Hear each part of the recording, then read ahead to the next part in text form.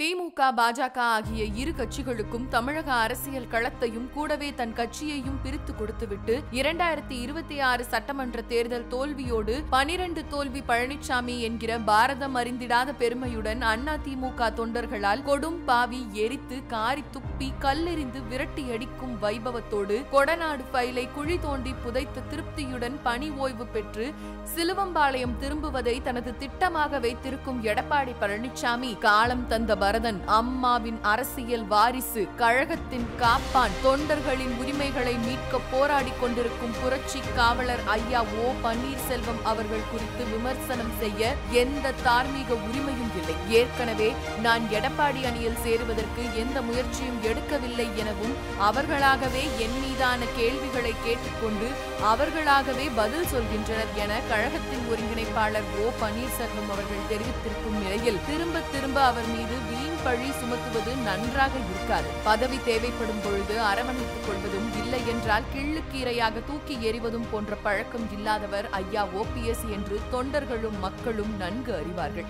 எங்கு அனைவரையும் ஒன்றிணைத்தால் நமது ஆளுமை இல்லாத நிலை வெளிப்பட்டுவிடும் என்றும் அதனால் பதவி பறிபோய்விடும் என்றும் எண்ணத்தில் அதிமுக என்னும் மாபெரும் மக்கள் இயக்கத்தை தோல்வியில் வைத்திருப்பதை புரட்சித் தலைவி அம்மாவின் ஆன்மா மன்னிக்காது. இதற்கு அடுத்தும் புரட்சி காவலர் ஓபிஎஸ் அவர்களோடு பயணிக்கும் தூய தொண்டர்களையும் புரட்சி காவலர் ஐயா ஓபிஎஸ் அவர்களை விமர்சனம் செய்தால் நீங்கள் அரசியலே செய்ய முடியாத அளவிற்கு ஆளாக்கப்படுவீர்கள். அனைவரையும் அரவணைத்து செல்லாதவன் நல்ல தலைவனாக இருக்க முடியாது. ஒரு நல்ல தலைவனாக இல்லாத ஒருவனுக்கு வெற்றி மட்டுமே வேண்டும் என்று நினைப்பது நகைச்சுவையின் உச்சம்.